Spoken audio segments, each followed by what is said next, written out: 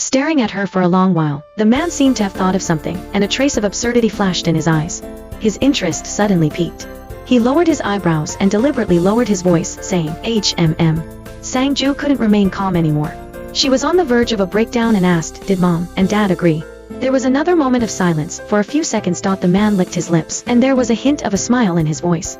As long as it looks good, isn't that enough? As soon as the words fell, Sang Zhi was stunned again. Compared with Sang Yan's voice, this voice was a bit more mellow. When he spoke, the ending sounds would be elongated, making it sound ambiguous and lingering. It was completely different from her brother's always cold and irritating tone. Little girl, he said with a soft laugh, continuing, come and take a look at whether your brother looks good after this transformation. Sang Zhi immediately sensed that something was wrong. At this moment, there was some other movement behind her. The sound of the door opening came, followed by the sound of shoes hitting the ground. Sang Zhi instinctively turned her head. Instantly, she saw Sang Yan's face. The man had broad shoulders and a narrow waist. He was a little thinner than a few months ago. His hair was wet and a towel was draped over his shoulders. It seemed that he had just taken a shower. When he saw Sang Zhi, the corner of his mouth twitched. He picked up the fork on the fruit plate in her hand, stabbed a piece of watermelon, and walked inside. As if she had seen a ghost, Sang Zhi called out tremblingly, brother. What's the matter? Sang Yan glanced at her, took a bite of the watermelon, and said, are you amazed by my handsomeness again? Before she could finish, the man behind her suddenly laughed, interrupting Sang Zhi's words. Sang Zhi rarely felt so flustered.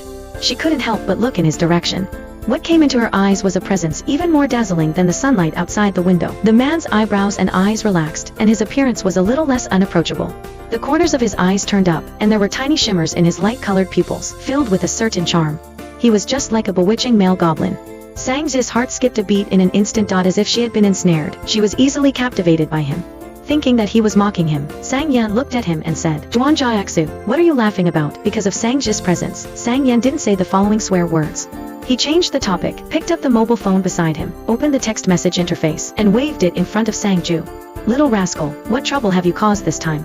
What was displayed on the screen was their conversation just now. That short-lived feeling of being enchanted disappeared without a trace in an instant because of Sang Yan's interruption.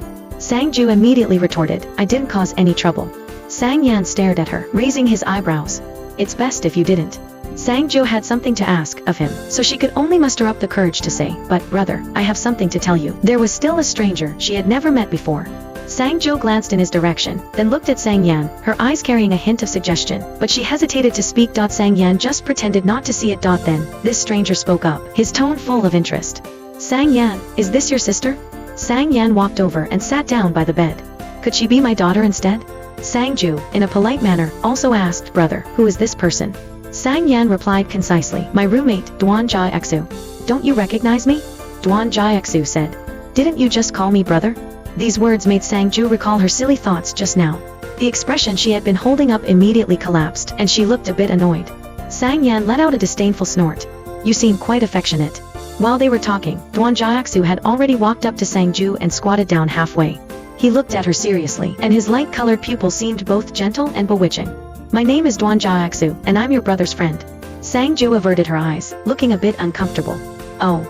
After seriously introducing himself to the young girl, Duan Jiaxu turned his head and resumed his usual nonchalant look. Sang Yan. Sang Yan didn't even lift his eyes and continued playing with his mobile phone. Duan Jiaxu asked, it seems that I look quite like you. What kind of question was that? Sang Yan stopped his actions and looked up. Go look in the mirror. Then, Duan Jiaxu took the fruit plate from Sang Zhi's hand. What did this little girl ask me just now? After a 2-second pause, Duan Jiaxu laughed again. Did she ask if I had plastic surgery? After a brief silence, Sang Yan said coolly, what do you mean? Brother.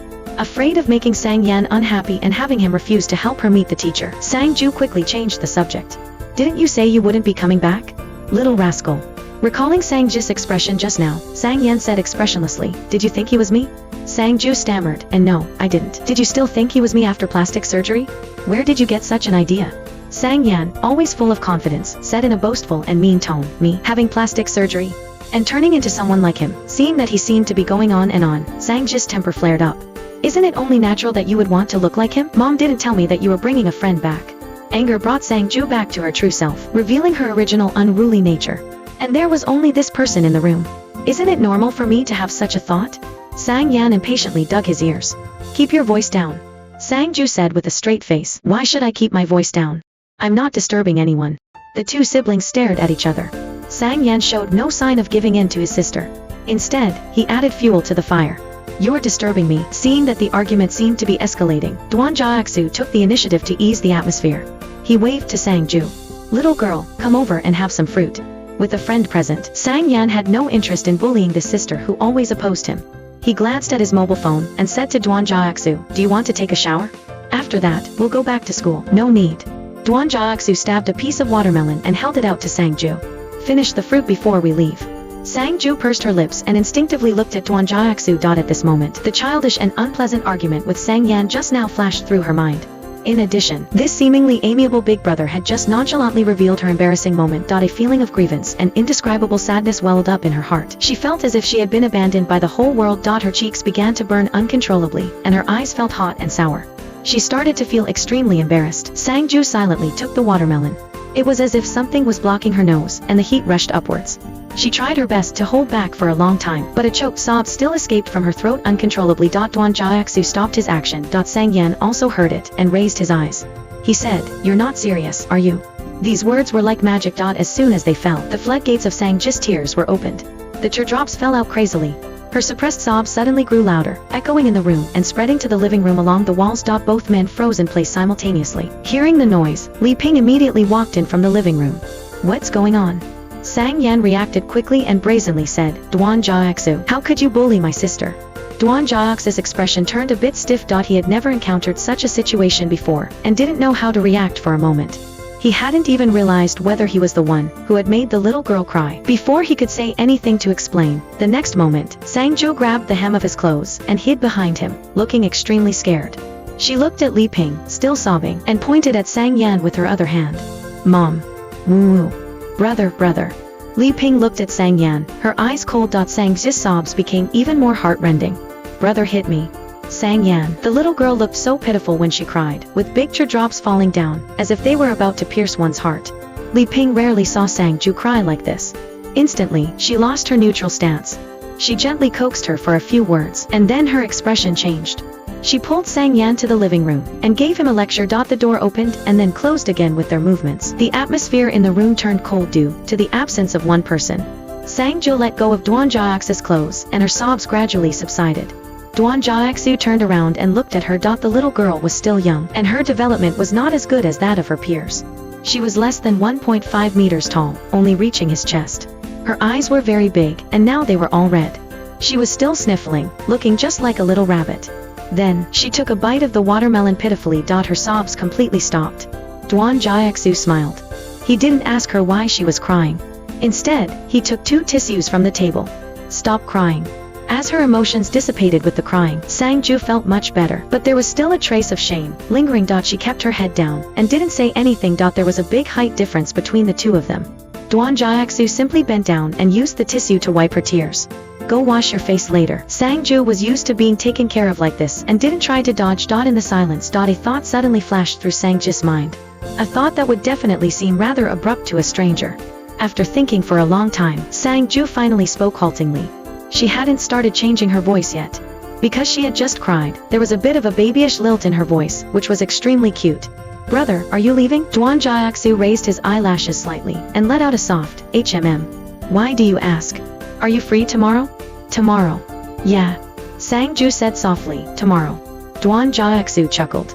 Why are you asking about my schedule all of a sudden? He didn't clearly say whether he was free or not, and Sang Zhi couldn't bring herself to say what she wanted. Just. She couldn't say anything meaningful for a long time. Finally, she went back to the original question, and added a flattering title this time. Brother, are you free tomorrow? Duan Jiaxu lowered his eyes and said lazily, what if brother isn't free tomorrow? Sang Zhi became anxious. No way, she had just angered Sang Yan, and he definitely wouldn't help her anymore. Now, the only hope in front of her was this person. She clenched her fists and threatened feebly, you have to be free. If you're not free, I'll tell my mom that you 2 hit me together. A mixed gender beating by 2 men. A mixed gender beating by 2 men. Duan Jiaxu twitched the corner of his mouth. Little girl, why are you being so unreasonable? Sang Zhi glanced at him and said without much confidence, I'm still young. I don't know how to be reasonable yet. Fine. Duan Jiaxu smiled, looking half amused. Tell me first what you want to do tomorrow. Sang Zhi hesitated for a moment and said slowly, can you pretend to be my real brother? Duan Jiaxu raised his eyebrows. Then tomorrow. She felt a bit embarrassed to say it, and her voice dropped. Go and meet my teacher. Duan Jiaxu understood immediately. Were you asked to bring a parent? Sang Zhi fell silent, as if confirming it. For what reason? Remembering the excuse she had come up with in the car, Sang Zhi wasn't sure if he would believe it. She scratched her head and said hesitantly, Can I not say? Sure. Before Sang Zhi could heave a sigh of relief, Duan Jiaxu added indifferently, Then brother isn't free tomorrow. The author has something to say. Sang Zhi's inner thoughts, You think you're so great, huh? Not free. Just not free. Goodbye. 2 seconds later, okay, I'll tell you.